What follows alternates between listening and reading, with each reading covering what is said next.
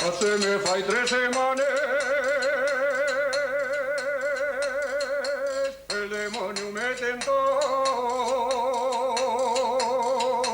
con la fiabla Sernano y bien que me la pegó.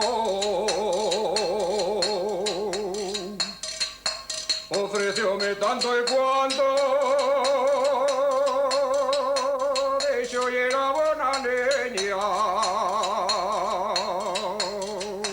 El nano me echó un fuelle,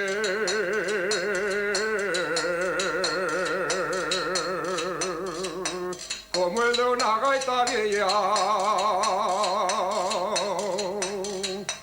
Es que la pelos que de ellos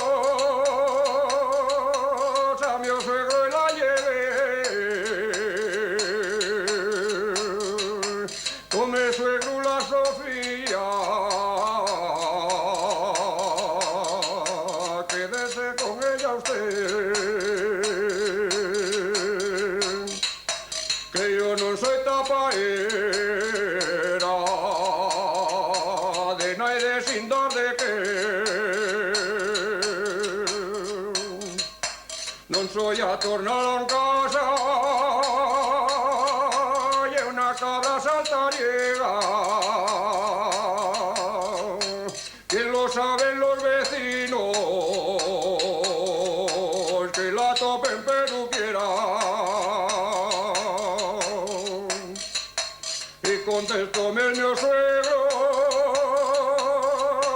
calla allí y ten paciencia.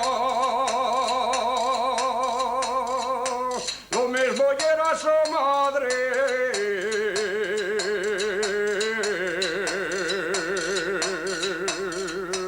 Y desde que ella dio vuelta. Adiós vaquera, adiós vaquera, adiós, adiós.